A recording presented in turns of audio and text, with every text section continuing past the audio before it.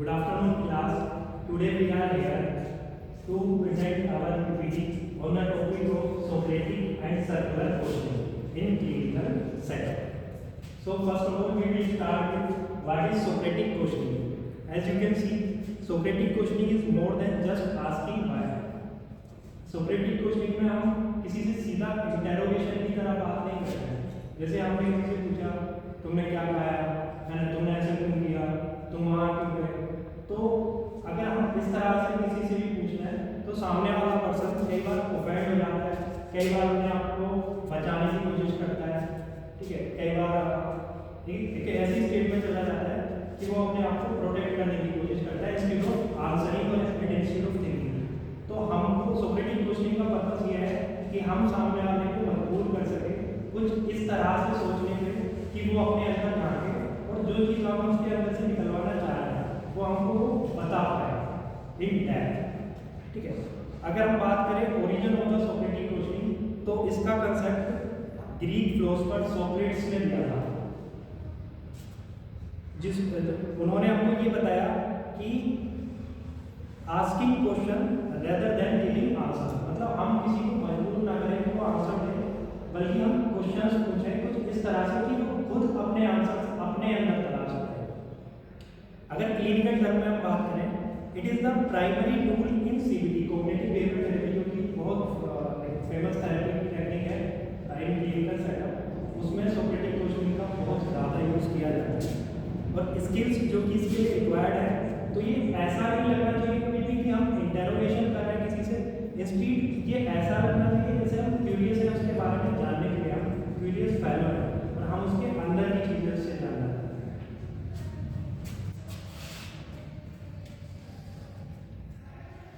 तो ये Socratic question इस तरह से था. सर्कुलर क्वेश्चनिंग एक तरह का टेक्निक है जो यूजुअली हम यूज करते हैं फैमिली एंड ग्रुप सेटिंग्स में. ठीक है, जैसे कि it can be used to understand relationship patterns and interactions. तो यहाँ का मेन चीज़ ये है कि जो यहाँ पे सिर्फ एक कोई भी इशू होती है एक फैमिली या ग्रुप में, तो सिर्फ एक पर्सन को कभी भी ब्लेम या पॉइंट नहीं किया जाता, बट इंस्टेंट उससे पूछा जाता है कि तुमसे जो कनेक्टेड लोग हैं उन्होंने किस तरह से तुमको अफेक्ट किया. क्योंकि कभी भी कोई भी प्रॉब्लम कभी एक सीधा प्रॉब्लम एक पर्सन में एग्जिस्ट नहीं करती, बट बाकी लोगों के साथ कनेक्टेड होकर एग्जिस्ट करती है.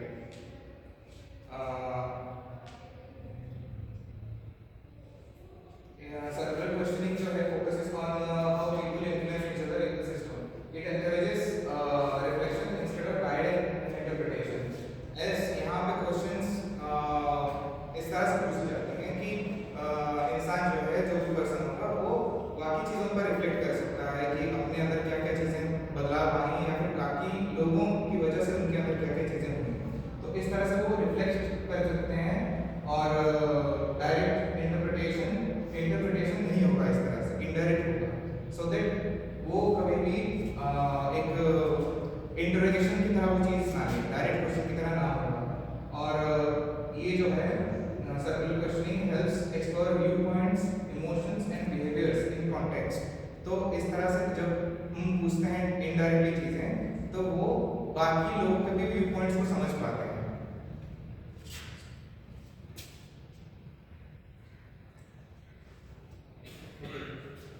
The goal guided discovery, moving from telling to discovery. Socratic questioning का मेन पर्पस यही है कि हमको चीज़ों को बताना नहीं है, बल्कि डिस्कवर करने की कोशिश करनी है, उसके अंदर झांकने की कोशिश करनी है. और ये यूज़ क्यों होता है? Client resist being told what to think, they believe it more if they say. मतलब सिंपल सी बात है कि अगर हम किसी को कोई चीज़ बताते हैं, ठीक है, या हम उनको कोई चीज़ थोपते हैं उनमें, तो क्लाइंट हमेशा रेजिस्ट करने की कोशिश करेगा उस चीज़ को. और अगर हम वही चीज़ उससे मनवा दें या उससे खुद बुलवा दें, तो वो उस चीज़ को ज़्यादा अच्छे से बिलीव कर पाएगा, एक्सेप्ट कर पाएगा. यही सोक्रेटिक क्वेश्चनिंग का पर्पस है.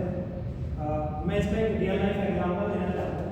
एक मेरा दोस्त है मिस्टर टू, वो मेरे पास आता है और मेरे से बोलता है कि मेरे जो पापा हैं वो मेरे को टाइम टू टाइम पैसे तो देते हैं, पर जितनी टाइम वो मेरे को पैसे देते हैं पढ़ाई के लिए या किसी भी काम के लिए, वो मेरे को जता देते हैं. वो मैंने कहा ऐसे मैं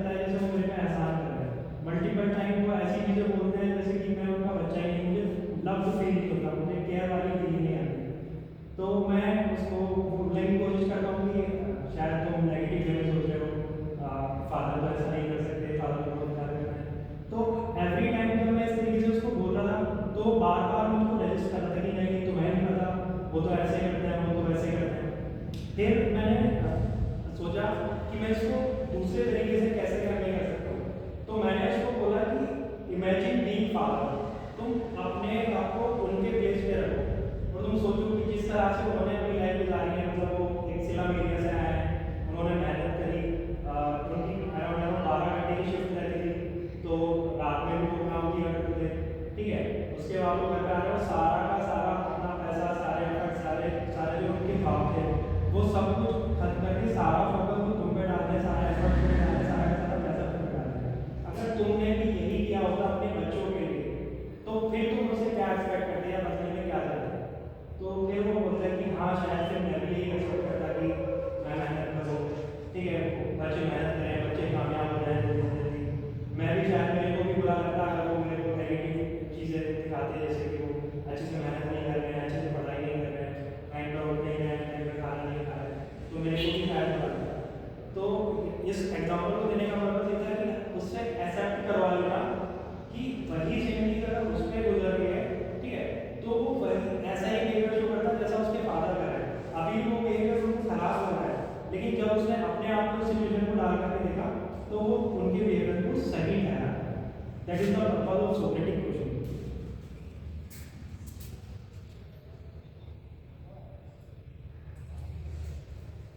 So the purpose of circular questioning to explore how behavior affects others in the system. तो बेसिक सर्कुलर क्वेश्चनिंग का बेसिक आइडिया ये है कि हम एज ह्यूमन बीइंग्स हैं, हमारे सारे एक्शंस जो हैं इंटरकनेक्टेड है, क्योंकि मेरा कोई भी एक्शन होगा जो भी होगा सामने वाले को किसी तरह से अफेक्ट कर सकता है। तो इस तरह से ये कनेक्टेड है अदर्स के इफेक्ट को समझने के लिए। और दूसरी चीज है कि to understand hidden meanings behind actions. Hidden meanings मतलब कि हम कोई भी काम करते हैं तो जरूरी नहीं है कि हमारे इंटेंशंस खराब हैं और सामने वाला किस तरह से उसको परसीव कर रहा है। तो इस वजह से सर्कुलर क्वेश्चनिंग जो है एक तरह से उस चीज को एक्सप्लोर कराता है, हेल्प कराता है समझने में कि उनका इंटेंशन या फिर इमोशन कैसा था, क्योंकि हमेशा हम इमोशंस और इंटेंशंस इस तरह से डायरेक्टली एक्सप्रेस नहीं कर पाते हमेशा। और to identify unspoken rules in a relationship, जैसे कि कोई रूल्स जैसे कि फैमिलीज में बिलोंग एग्जिस्ट करते हैं कि तुम्हारे घर के डिसीजंस कौन लेता है, या फिर कौन सबसे पहले भाग जाता है, या फिर कॉन्फ्लिक्ट कौन अवॉइड करता है, कौन डिसीजंस लेता है। तो इस तरह से एक बिना बोले एक चीज डिफाइन करती है कौन यहाँ पे डोमिनेट करता है एक तरह से। और जो circular question it brings new insights and perspective as questions घुमा के पूछी जाती हैं, तो एक तरह से जो पेशेंट है, पर्सन है, उसको डिफरेंट पर्सपेक्टिव्स, लेंसेस मिलती हैं, जिस तरह से वो इंसाइटफुल होता है और डिफरेंट लोगों के पर्सपेक्टिव को जानता है।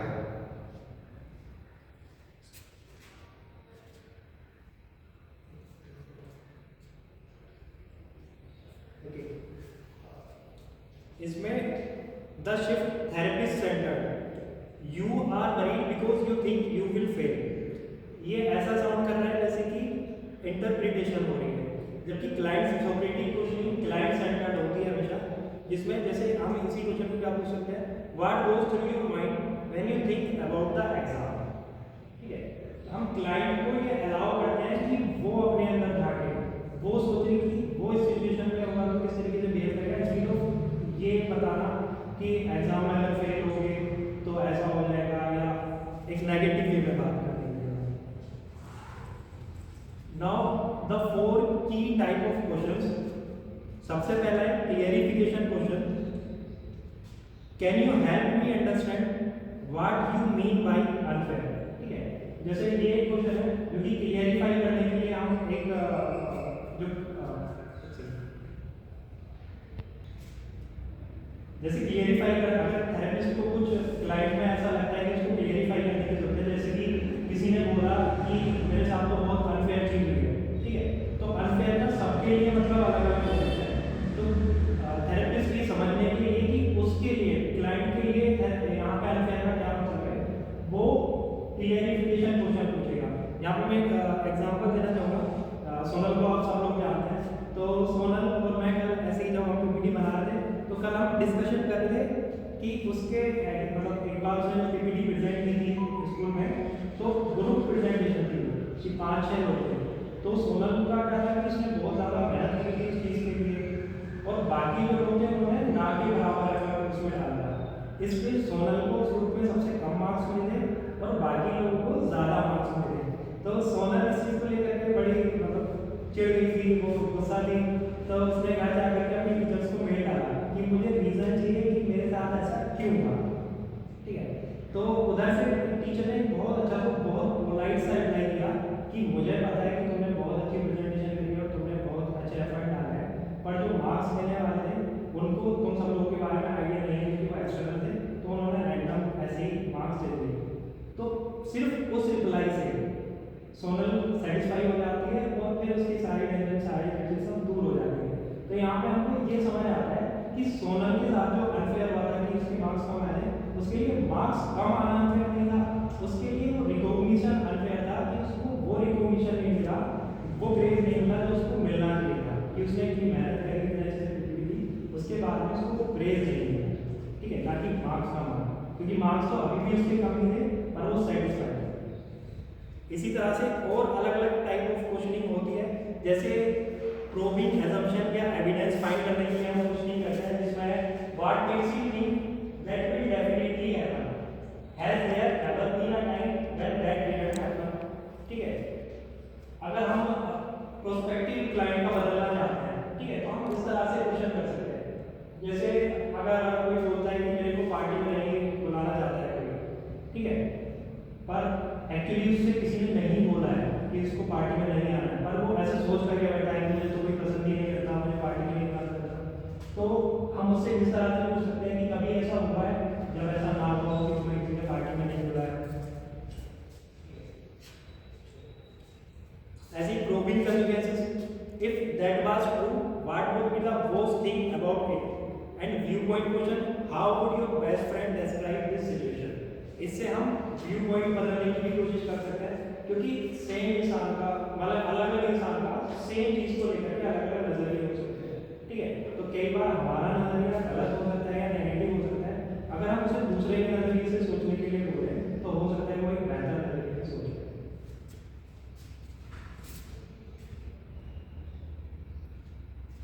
तो main purpose of circular questioning ये है कि एज ह्यूमन बिहेवियर से इज कनेक्टेड, तो इसलिए टू अंडरस्टैंड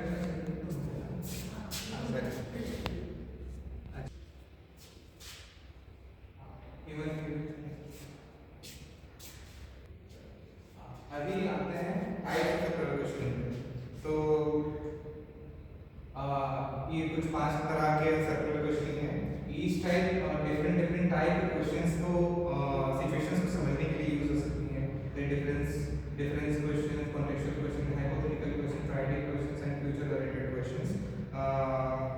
और ये जो डिफरेंट टाइप्स ऑफ क्वेश्चंस हैं, ये डिफरेंट टाइप के एंगल से एक सिचुएशन को दिखाने की कोशिश करता है हमेशा एक पर्सन। सबसे पहले आता है हमारा डिफरेंस क्वेश्चन। तो ये जो डिफरेंस क्वेश्चंस होते हैं, ये एक्सप्लोर कराता है different type of perception and reactions को। मतलब कि एक सेम सिचुएशन पर डिफरेंट पर्सन का क्या रिएक्शन हुआ, उन्होंने किस तरह से उस चीज को परसीव किया, उस चीज को एक्सप्लोर करता है डिफरेंस क्वेश्चंस। और यहाँ पर होता है कि जैसे कि एज उन दोनों का अलग रिएक्शन था, उनका अलग, उनके अंदर अलग इमोशंस जागृत हुए, तो ये चीजें उस तरह से कंपेयर करता है, उनका रिएक्शन क्या रहा, उनमें क्या क्या इमोशंस आई, उनका रोल किस तरह से डिफरेंट था, उस चीज को एक्सप्लोर करता है।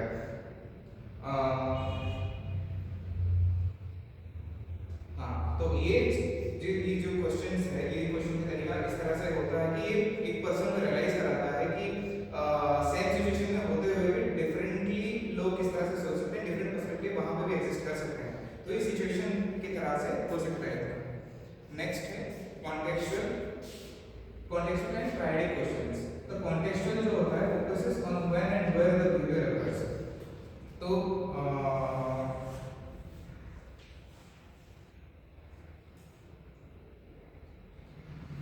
क्वेश्चंस होता है focus on when and where the behaviour occurs. तो व्हेन एंड वेयर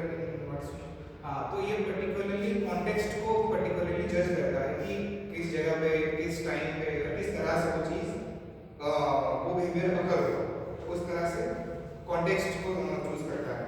और तो ये जस्टिफाई कराता है कि डिफरेंट सिचुएशंस में किस तरह से बिहेवियर्स चेंज होते हैं। नेक्स्ट है ट्रायडिक क्वेश्चन। ट्रायडिक क्वेश्चंस का मतलब होता है कि थर्ड पर्सपेक्टिव ऐड करना है, कि थर्ड पर्सन पर्सपेक्टिव। तो ये जो होता है एक रिलेशनशिप में डायनामिक्स को समझाता है मोस्टली।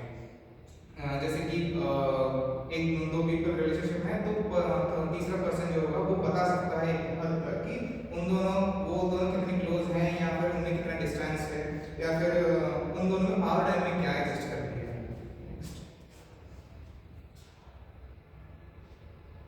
चौथा है हाइपोथेटिकल क्वेश्चंस। ये एनकरेज करता है इमेजिनेशन अबाउट डिफरेंट रिस्पॉन्सेस। जैसे कि इसमें पर्टिकुलरली हम व्हाट इफ वाला क्वेश्चन यूज करते हैं। जैसे कि व्हाट इफ अगर ऐसा होता तो तुम कैसे महसूस करते, उस चीज को लिखता है। तो ये एक तरह से हम क्वेश्चन इस तरह से कर सकते हैं कि सिचुएशंस उन पे मतलब वो अगर उस चीज को ब्लेम की तरह ना लें। अगर तुम इस तरह की सिचुएशन, व्हाट इफ तुम इस सिचुएशन में होती तो तुम क्या करते, तो वो उस तरह की सिचुएशन में इमेजिन करके उसका जब जवाब देंगे उस चीज का हम एनालिसिस कर सकते हैं। तो एक तरह से वो ब्लेम खुद पे नहीं लेंगे, उन्होंने सिर्फ ऐसा अज्यूम किया है, हालांकि वो चीज कनेक्टेड हो सकती है किसी तरह से। और जो लास्ट है फ्यूचर ओरिएंटेड क्वेश्चंस। हाँ, तो ये help imagine positive relational changes.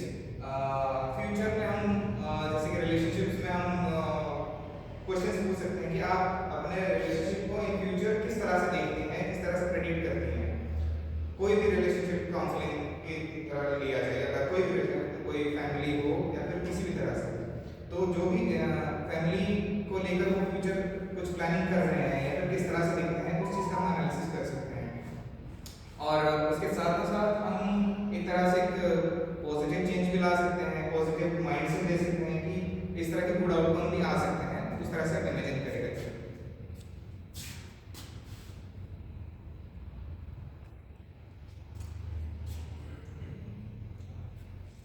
Now the Fulham technique.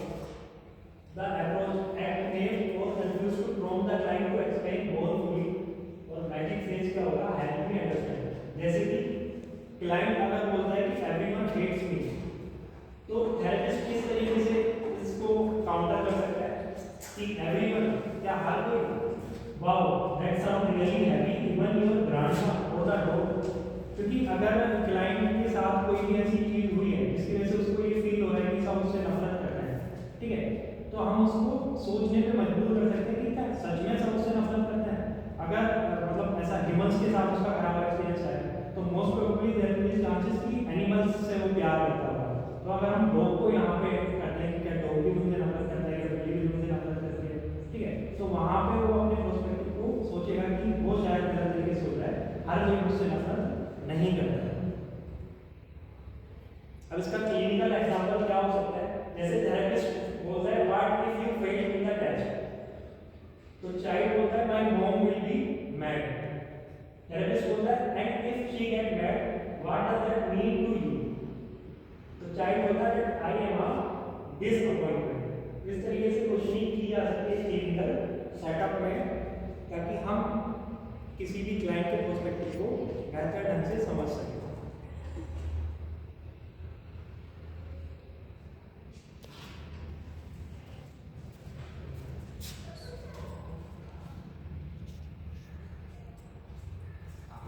So benefits of circular questioning. It encourages self-reflection and self-awareness. So as ये questions indirectly चीजें होती है, perspective difference different ऐड किए जाते हैं उनके insights को, तो ये काफी उनके लिए self-reflective होता है कि वो धीरे-धीरे अपने अंदर की चीजों को भी देखते हैं, प्लस दूसरे perspectives को भी जानने की कोशिश करते हैं। Reveals hidden emotions and meanings, जो भी सिचुएशन के लिए उनके अंदर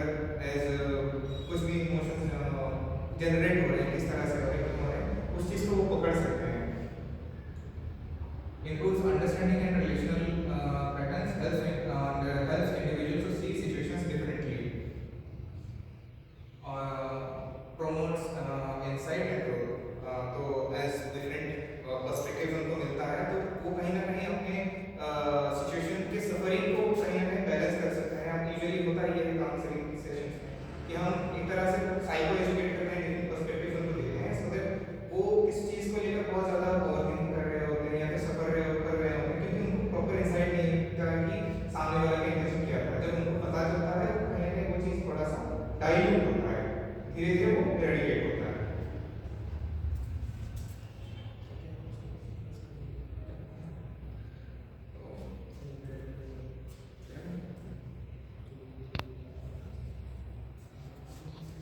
now common pitfall to avoid, क्या क्या चीजें जिनका हमें ध्यान रखना है जब हम सोक्रेटिक क्वेश्चनिंग कर रहे हैं। तो don't turn into a lawyer, हमें लॉयर नहीं बनना है, हमें इंटरोगेशन नहीं करनी है किसी से, हमें उसके अंदर जाना है, इंट्रोस्पेक्शन करना है, ठीक है। The cross examination, asking question too fast makes the child और क्लाइंट फील ट्रैप्ड और स्लो डाउन, ठीक है। तो कभी भी हमें क्रॉस एग्जामिनेशन नहीं करना, कभी ऐसा नहीं फील होना चाहिए कि उससे ऐसे क्वेश्चन पे क्वेश्चन हम किए जा रहे हैं, इसलिए उसको टाइम देना है और धीरे धीरे चीज़ों को कराना है। Then reading question, don't you think that was a bad idea, this is the advice discussed as a question, ठीक है। अगर हम किसी को इस तरीके से बोलते हैं तो ये एक तरीके से हम अपनी एडवाइस उसमें थोपते हैं इंस्टेड ऑफ कि वो क्या सोचता है, किस तरीके से सोचता है, ये जाने। एंड इनवैलिडेटिंग फीलिंग, हमें कभी भी किसी भी क्लाइंट की फीलिंग को इनवैलिडेट नहीं करना है, नो मैटर वो कितना खराब सोच रहा है, ठीक है। हम उसका नजरिया से बदल सकते हैं और हम उसको ये नहीं बोल सकते तुम बहुत गलत सोच रहे हो या बहुत खराब बात कर रहे हो। कॉम्प्लेक्सिटी, क्वेश्चंस को हमेशा शॉर्ट और सिंपल रखना है। Now conclusion and key takeaway की अगर हम बात करें तो empowerment, the goal is to teach the client to question themselves gradually.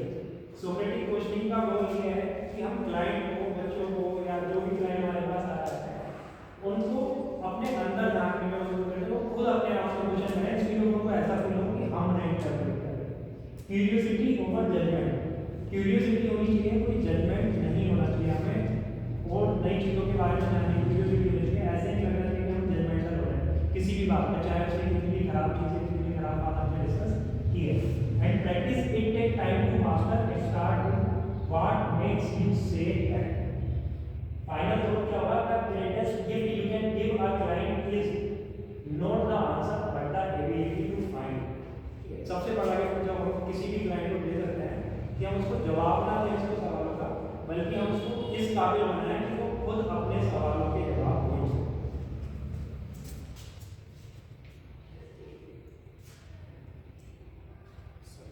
Just the concluding part.